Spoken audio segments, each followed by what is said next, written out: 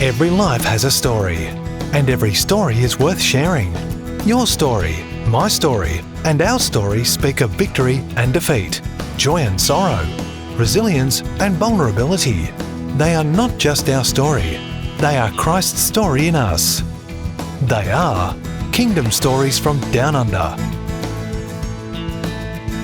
In life, you meet a lot of interesting people. You don't often meet people who have been police officers, cops, and then they've done the full circle and doing something a lot more, going a lot deeper and helping a lot of people out there, much more than the police can do. With me in the studio today is Chris Bown. He has had an amazing journey. Just rocked up in a church one Sunday and the Lord took over him from there. And today he runs an organization called Thrive, and he's just blessing many people to transition out of addiction, out of jail, out of whatever is holding them back. Chris, welcome to the show. Thank you. Maybe I didn't know exactly how to put it together, but I've touched on a bit of the things that you've done. You've done well. So you came from New Zealand? Yes, I did. I came from New Zealand. I grew up in New Zealand. North Island? North Island, in a place called Manuriwa, which is quite a rough part of South Auckland. Okay. Nice. It's not always bad, is it? To grow up in a rough area? Not really. How rough is it? Fights? Alcohol? You seen One for Warriors? Seen that movie? No. Okay, watch One for Warriors. Yeah, it's quite a rough part of South Auckland, but...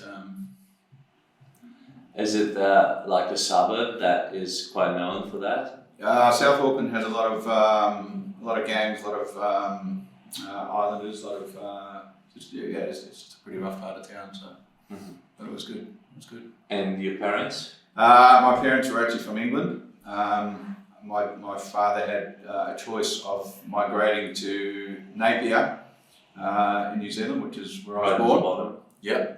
Or getting a job in Manchester, and he chose New Zealand. Thankfully, I was born in New Zealand and not in England, so no, that was very good. You would have been born in Manchester. I could have been. But, you would have been a City fan, you know. Yeah.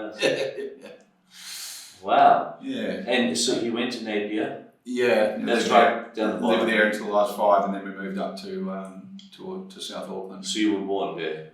Yeah. Was he in the fishing industry or? Oh no, he worked for South British Insurance. So okay. My mum and dad, they weren't Christians when I was growing up, so I wasn't brought up in a Christian home. Yeah. I kind of had my first encounter with God when I was about 13 years of age. I went to this camp with a school friend of mine in a place called Marawahi. In New Zealand, I didn't realise that it was going to be a Christian camp, but when I got there, it was a Christian camp, and they showed a movie back in the day called Left Behind. No, not Left Behind. Not Left Behind. Not it was, graphic. What's the gang one from America? David Wilkerson. Okay. The Sword. No, The Cross and the Switchblade. Oh. They showed a movie called The Cross and the Switchblade. Yeah. And that was all about like the rival gangs in America. And yes. David Wilkerson used to go out on the streets and preach the gospel to all these gangsters. Yes. And they began to just get touched by God, and that movie profoundly impacted my life. I had my first God encounter at that time. I was 13. I watched that movie, and then they had an altar call at the end, and I asked God to forgive me. I knew I was a sinner at 13, and I just had this massive encounter with God. I just couldn't stop crying for about 2 hours. Wow. And God just really dealt with you. Really touched my life. And at the end of this camp, they gave me a Bible, and I took the Bible home, and I just started reading this Bible. I never went to church, but I just had something going on, just this relationship with God. And And your folks and your family? No, they didn't become Christian until a lot later in life. Did they care about you having a Bible? Did they see No, they didn't. I didn't really tell a lot of people. How many siblings? One sister. Older, younger? Older, 13 years older. She later. Oh, 13 years older? Yeah. Oh, okay. So you didn't really grow up together? Oh, we sort of, not really. Not really. Yeah, No. the gap was too big. Yeah. So you came back home from the camp, you're still on the streets with the same kids, same environment, but you changed. But I just had this encounter with God, and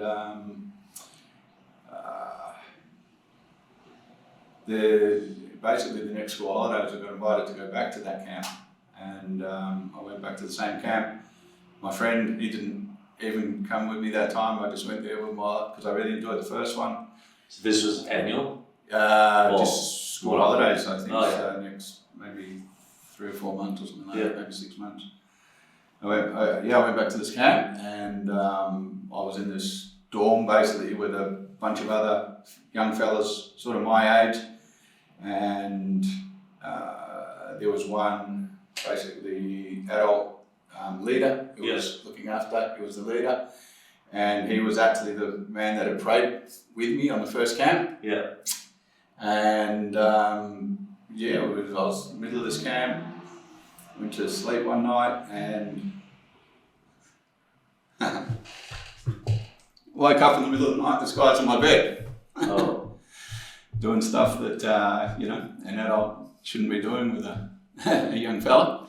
And that was my second experience at this camp, and basically that really profoundly affected my life as well. So because of what happened at that camp, I went home and the Bible that they gave me I put in the bin, and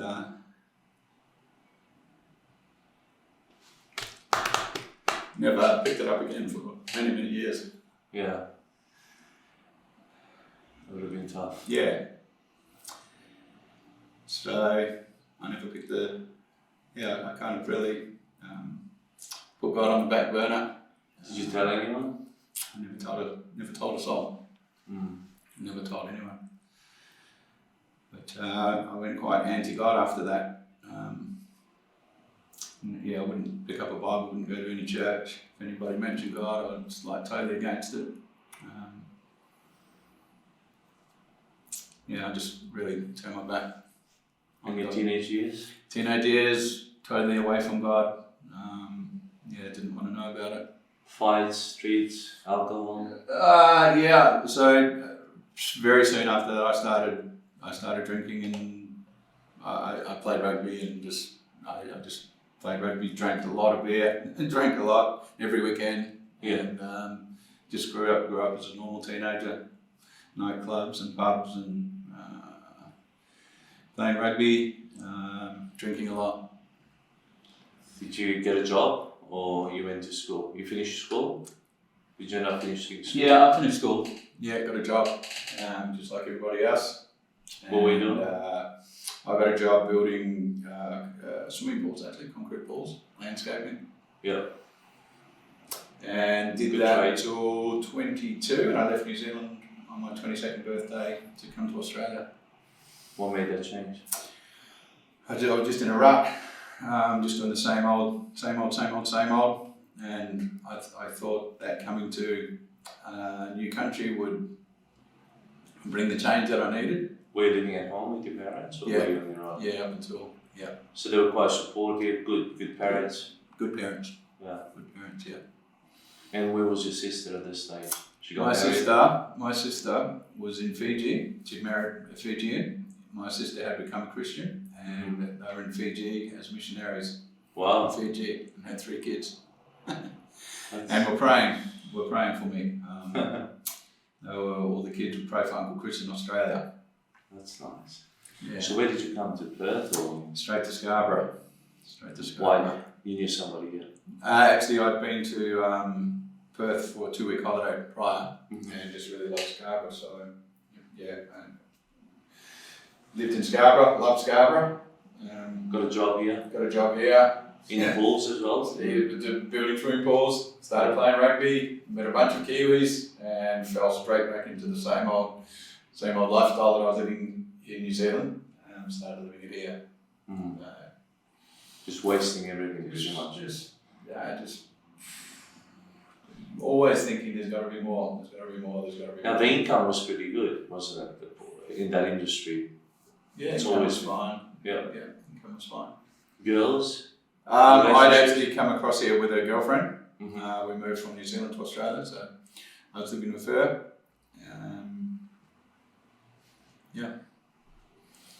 And what happened next? Just fell straight back into the same old rut. But my sister, she was praying for me, and her family were praying for me in Fiji. Yeah. And one day I got off the bus on Scarborough Beach Road, and got off the bus right outside this building, and there was a band playing. And so I went in, I sat down, I was listening to this band, and then all of a sudden the band stopped playing, sat down, and the guy got up and started preaching. I went, oh my goodness, I'm in church. I'm in a church. But something kind of kept me there, and I listened to the entire message. They had an altar call at the end, and I got up and sort of took off. But the whole next week, I just knew that I needed to go back. So this was the Potter's house? That was the Potter's house back in on Scarborough Beach Road in Scarborough. Early 90s? It was 1990, to be honest. Mm-hmm. 1990. So yeah, that whole week I just knew I needed to go back there and just get my heart right with God. And the next Sunday I went back of my own accord, and got my heart right with God again. And that was 32 years ago. So at this stage you answered the altar call, you went? Yep. And they helped you make the move? Yep. Did you get baptized? I got baptized. Yep. A whole lot. Got you in the ministry, because they were quite not aggressive, but they looked after the people. Very evangelistic. We used to go out on the streets and preach. And oh, so you got into the whole lot. Got into the whole lot. Yeah. That's awesome. That's awesome. And then I joined. When I became a Christian, my girlfriend that had come from New Zealand, she didn't want to know about God, so she ended up going back to New Zealand. Yeah. And a year later, I met my wife, I married in 1991. She had come from England, and we've now been married 30 years, and we've got 3 kids. They're 28, 26, 24 now. Beautiful. Yes. And I joined. How did you meet her? Just in church. Oh, she was in church. Yeah. Nice. Yep. So it was. So did the Potter's house do weddings in church? Yeah, we got married. We got married in church. We got married. I met my wife in church. Got married in church. Our kids grew up in church, and it's beautiful. Good. It's been good. So you were wearing a suit and a tie every Sunday, and that's it. Looking like JWs. That's it. That's it. Nice. Yes, that was it. Hey, I think the foundations were good. The foundations that were laid in my life in the Potter's house were very, very good. Very strong, very evangelistic, very fellowship orientated, strong on the word, strong in prayer. Good friends, good friends, good relationships. Good friends that I still have, very good friends today, to this day. Nice. Yeah. How did Thrive begin? So I joined the police force probably about 10 years after I became a Christian. So I joined the police force in 2000. Why? Just something that I always wanted to be a police officer. Still playing rugby at the time, or? No. I finished playing rugby and was married and bringing up kids and working a job. And I joined the police force in 2000, and I spent 15 and a half years in the police force. Half of that was as a uniform police officer, and then I became a detective. And worked at many different detectives offices around Perth. I was at Midland Detectives when I actually resigned. I loved the police. I loved every moment of it. It was one of those jobs where I couldn't believe I was getting paid to do what I was doing. It was a great job, but long hours. Just towards the end, I just became frustrated not with the police. The job was good, but just with the justice system. Yeah. I just got so frustrated with people coming in and walking away. coming out, going back in. Yeah. It was just a revolving door, and that's what frustrated me. It cost, $110,000 a year to keep somebody locked up. Yeah. For the juveniles, it was $360,000 a year. It's almost $1,000 a day to lock these kids up, to incarcerate them, to only to see them come out worse. Yeah. And so that side of things just really frustrated me. I went to, one particular day I went to court for this trial that I was the arresting officer for. Yeah. Went for 2 weeks, and at the end of the trial, the guy got found guilty and got sentenced to 16 and a half years in prison. Yeah. And when I walked out the door, everyone was high-fiving, going, "Good job, well done."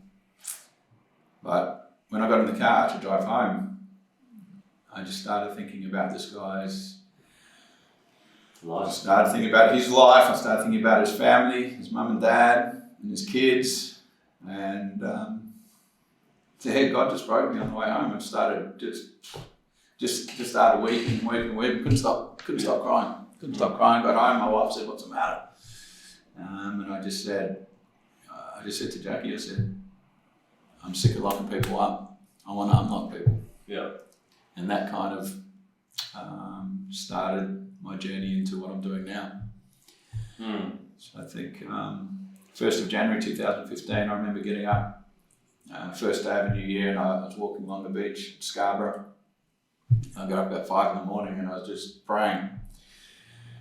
And I remember getting down on my knees and saying, "God," I really got down on my knees. I went, "God, I'm sick of locking people up. I want to unlock people." And Yeah. I believe that prayer gave birth to what I'm actually doing now. And I was just saying to God, I said, I've been a Christian for 25 years, and I said, "God, you've deposited so much in me. I can't keep that to myself. I can't just, just live a blessed life and not share that with other people." Yeah. And so, I prayed that on the 1st of January 2015. About a month later, I randomly bumped into a builder, one of Perth's builders, called Jerry Hansen. He owns Hansen Construction. He does all the Finbar developments. Yeah, Hansen. Yeah. Yep. And I remember just having this conversation with Jerry, and he said, "Are you enjoying the police force?" I said, "Listen, I love the job, but I'd love to do something to help people come out of prison. I'd love to set up a boot camp or something like that." And thought nothing of it, walked away. About a month later, Jerry rings me on the phone. He goes, "Been thinking about what you said." He says, "You got time for a coffee?" So I went and had a coffee with Jerry. And he said, "I've been thinking about what you said ever since we had that conversation." He goes, "You serious about helping people get out of prison?" I said, "Yeah, I am." He goes, "Well, I just happen to have a boot camp." I said, "What do you mean you got a boot camp?" He says, "Yeah, it's called a construction company." He said, "I have a construction company. If you're serious about wanting to help people get out, come and work for me." Wow. I said, "Okay." I said, "Listen, I've got some long service leave coming up. I'm taking my wife to England. How about when I get back, we have a catch up?" So I took my wife to England. We had this 5-week holiday, and on the way back, we flew from Rome to Singapore. We jumped on this cruise ship at Singapore and did a 2-week cruise back to Perth. Nice. I'm talking to my wife about, transitioning, and I actually got up first morning on the boat. I get up, the boat's just pulled out of Singapore. Yep. And I get up and I'm looking around, looking out of the ocean. It's a beautiful, beautiful sunny day, crystal clear water. And I just prayed. I said, "God, what do I do? Do I take this new opportunity? Yeah. Or do I go back to the safety of the police force where I know of? Yeah. I've got a job for the rest of my life." And I actually prayed that God would give me a sign. And I prayed that God would give my wife a sign. So we're on this cruise ship. We're in the middle of the Pacific Ocean. And that night, my wife and I walked down the stairs to go for dinner. And we bumped into Jerry Hansen on the stairwell of the ship. So basically, the day I got back, I resigned from the police force and I started working with Jerry. And as a chaplain on he's pretty much Jerry. I said to Jerry, he says, "What do you want me to do?" He goes, "Oh, you work it out." I said, "You work it out." So he sort of did put me on as an undercover chaplain to basically to change the culture of the company. Yeah. Good. And I just set about doing that. And it was a real challenge. I thought, can I make a difference on a building site. Yeah.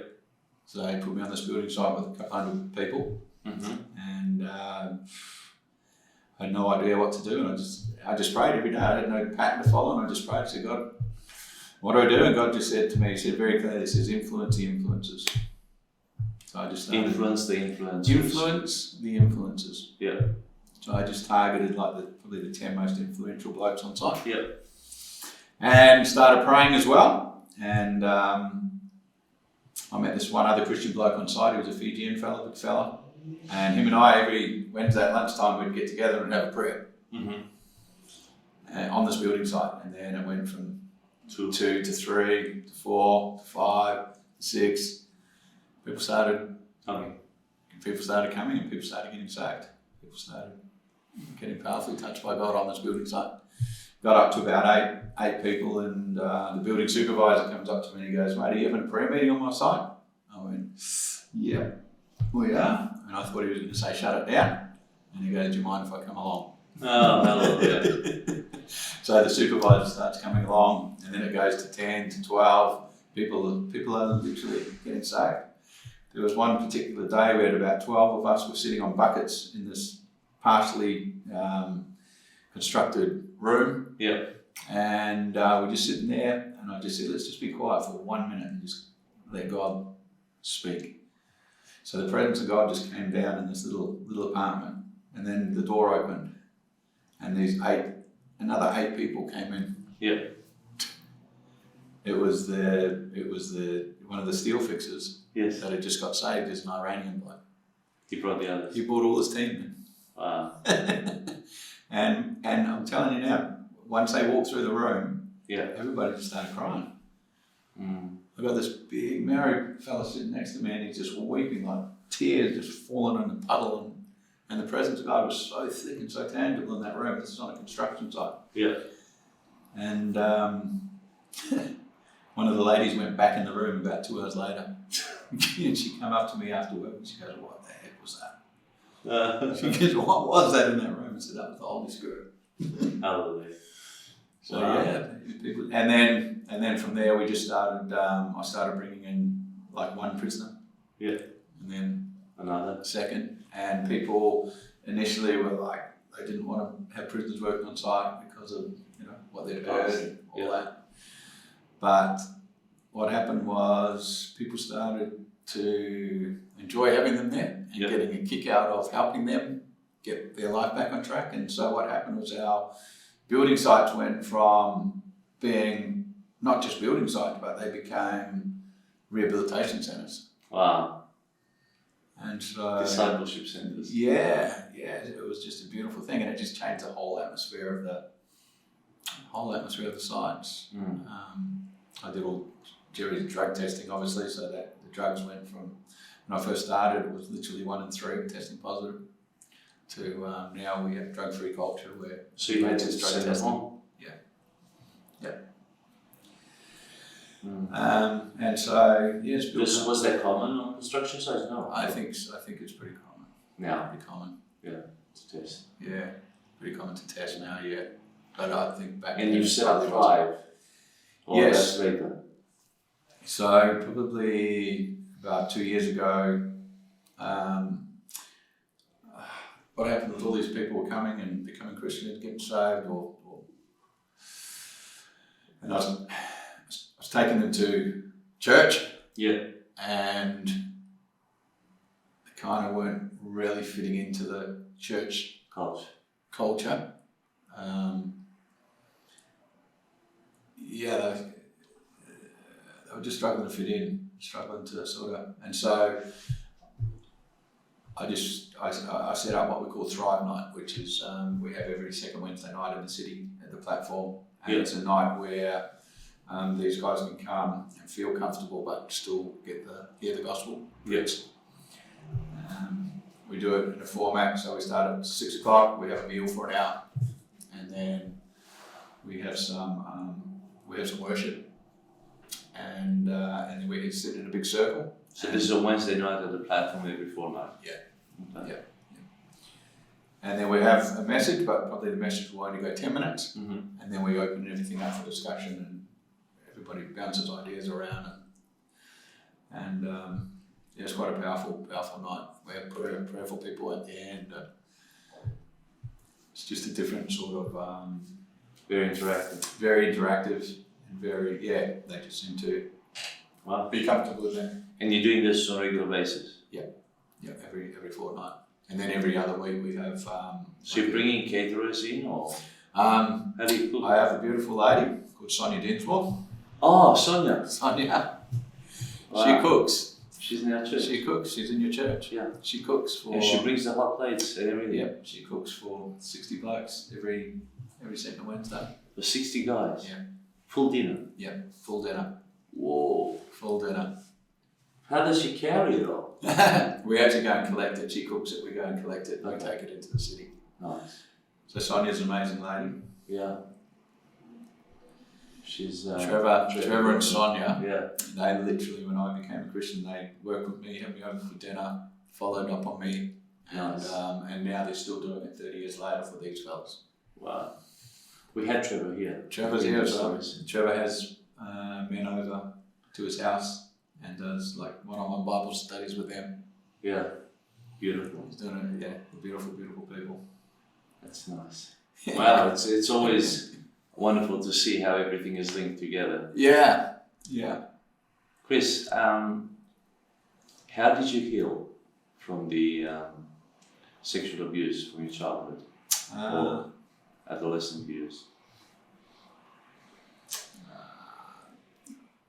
I just had to forgive and let it go. Move forward. Can you pinpoint when that happened? I can't remember one specific instance, but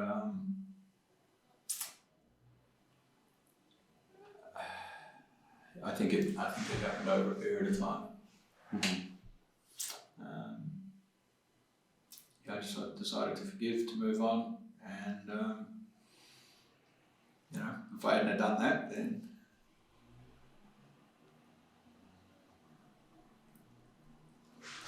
wouldn't be doing what we're doing now. I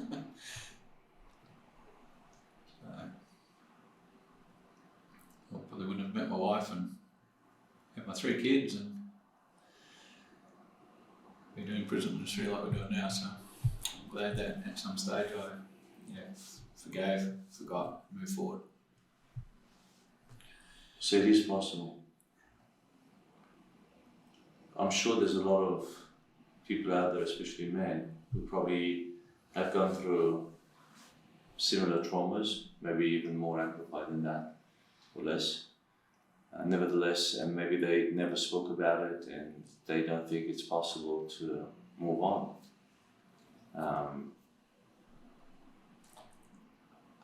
I think it's probably a lot more prevalent than what we even think, especially in some cultures. I think a lot of boys and girls probably have been sexually assaulted as youngsters. Yeah. So you believe in restoration, you believe in healing, you believe in full recovery. Yes, I believe in full recovery. I believe, and I also believe that God can take what the enemy intended for bad and turn it for good. I believe that as well. And one of the reasons I call what I do thrive is because I believe that people can come out of prison and thrive, not just survive. Which is very important. I believe that even guys coming out of prison can take everything that's happened to them in the past, and if they'll take that and turn it and use it for good, then they will thrive, not just survive. Because they still come out with a lot of resentment, bitterness, revenge. I ask everybody 2 questions before I give them a job. One is, do you want to change? And 2 is, do you want to help other people? Because I believe it's very important for them to come out and pay it forward. So I just encourage everybody to be paying it forward. I think that just really helps. When we're all focused on ourselves all the time, it's not healthy. But when we're trying to help others, I think that really helps us to grow. Yeah. Do they want to be recovered? Do they want to do well? Do they want to be made well? Yeah, they do. They really, really do. Like, I don't chase anyone. Yeah. So people have got to ring me. Yes. To find employment and to find help. Yeah. So I'm finding that the people that do reach out do want help. Really and do you work with them outside work hours if need be, or mainly you try and do it on the job? A bit of both. So a lot of it's done at work. Mm-hmm. So a workplace almost becomes like a working rehab. Yeah. You know. You're coaching them, you're mentoring them, well, just deciding them, everything. The whole lot, and a lot of it happens on the job. On the job. So because they wouldn't all have the skills, would they? No, some of these guys have never worked a day in their life. Mm-hmm. I had a bloke starting only 3 weeks ago, 30 years of age, never worked a day in his life. First time he's ever worked, and doing really good. So a lot of jobs. Steel works, concrete. Yeah, a lot of jobs on construction sites. You don't need skill. You can just come in as a labourer, and then you can learn steel fixing, you can learn concreting, you can learn formwork, you can learn all sorts of jobs. Yeah. A lot of them have gone into apprenticeships and traineeships. Yeah. Okay. Wonderful. Yeah. So yeah, I mean, just on the job, a lot of stuff happens. You know, when you're working your job, you've got to be punctual. Of course. You got to work in a team. You got to work under supervision. You got to follow protocol. You got to dress up properly. You got to eat at the right time. Go, smoke at the right time. All that stuff. And so even that just brings stuff up in people. Yeah. Just getting told what to do. Yeah. So it's it really is like a working rehab. So it really is like a boot camp. But it's healthy for them, and they are with other men, and they feel useful, don't they? All that stuff. When God created Adam, the first thing he did was put him in the garden to work. That's right. And so work brings structure, it brings discipline, it brings dignity. Yeah. It brings all those things to your life. And the paycheck. And the paycheck. Yeah. And the paycheck is, man, when you've earned it legitimately and you've worked hard for it, yeah, you enjoy it a lot more. You enjoy your food, you enjoy your sleep, you enjoy all that stuff. And you're more likely to hold on to a relationship, to a rent, to a car payment, to whatever you need to get life back on track. Yep, 100%. So that's good. It's the holistic restoration. It's not just a job. Yep. It's actually looking after the people. They open up, they chat, they talk.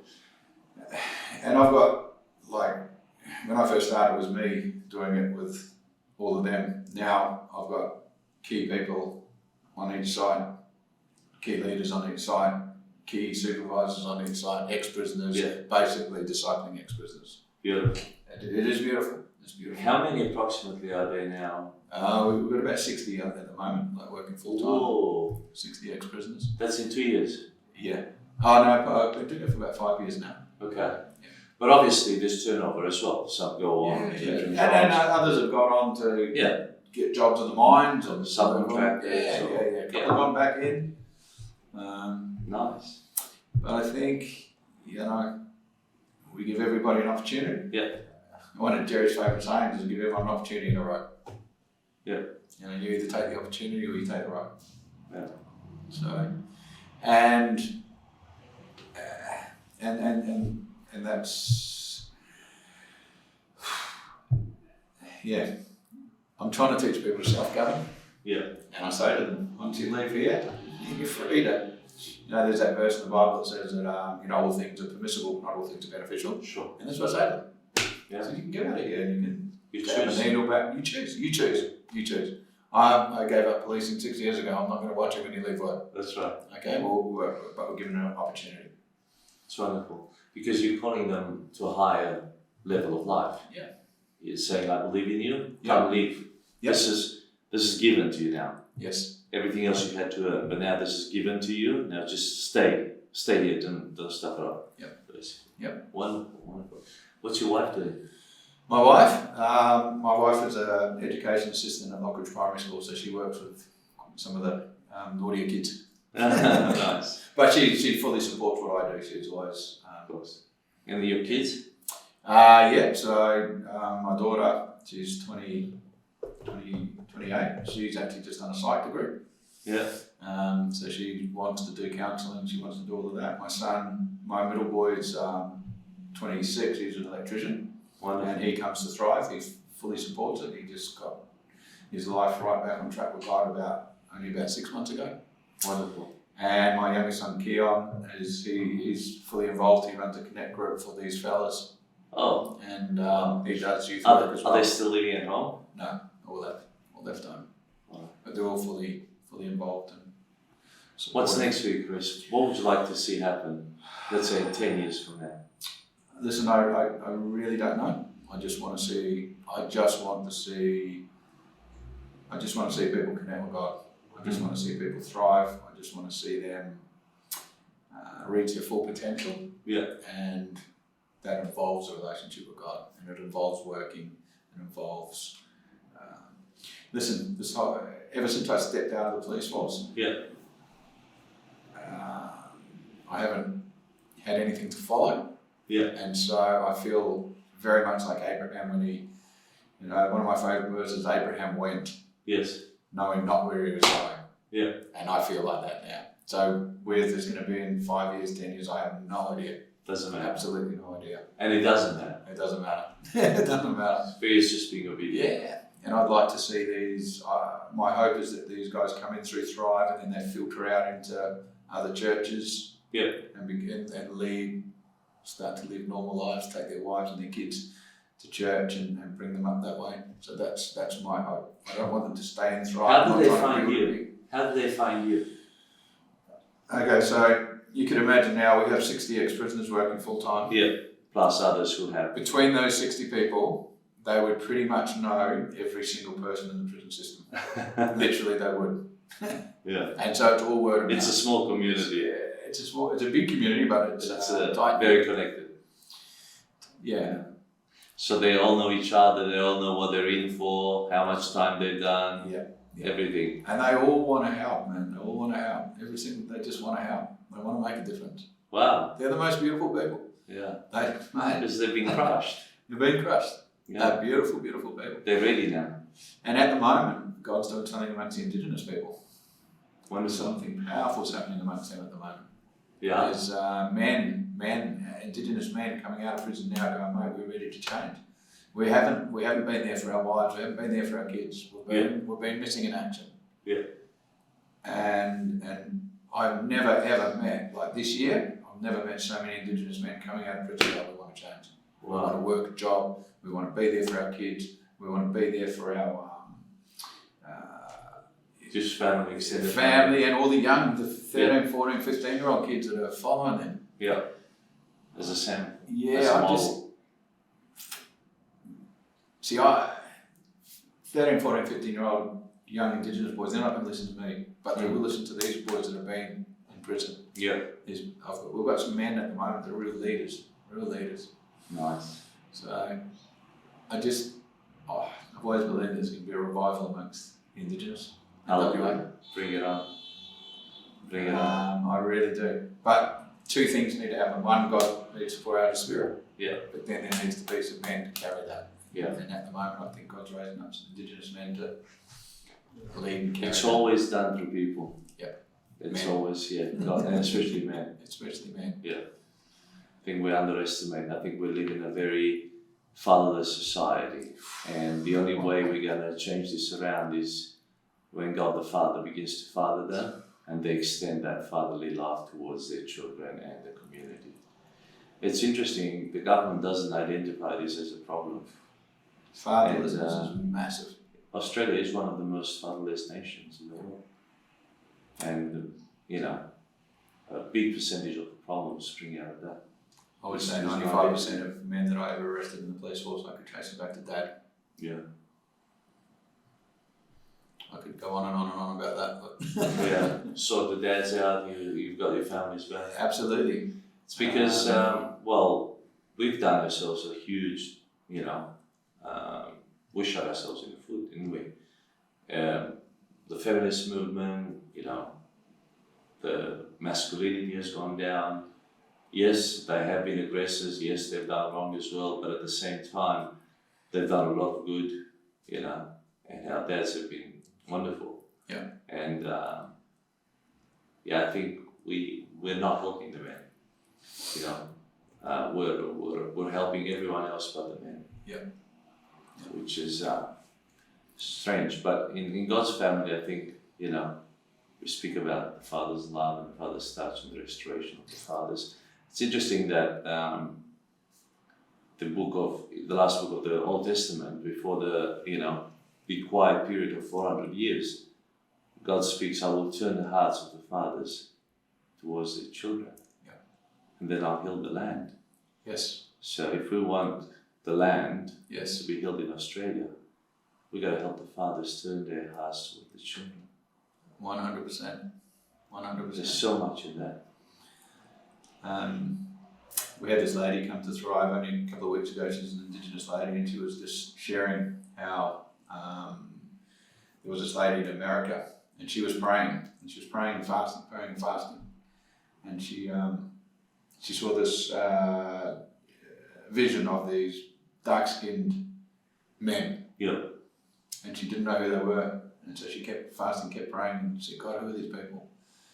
And at the end, God said to her, they are the native Indigenous men of Australia, and they hold the key to revival in that land. Hallelujah. It's powerful. It's powerful. It's powerful. I don't know, 2022 is the year for men to rise. Amen. It's a year for men to rise. Wonderful. I love your heart for the men. I love your heart for the Indigenous. And I think God is doing something in that space. He's preparing, obviously. He's prepared, the construction work, the company, this amazing company, Hanson. Yeah. And He's prepared you for this as well, to equip others. This is a role, this is an apostolic role, an equipping role, not just a doing role. It's an equipping so it can have a bigger effect, a ripple effect.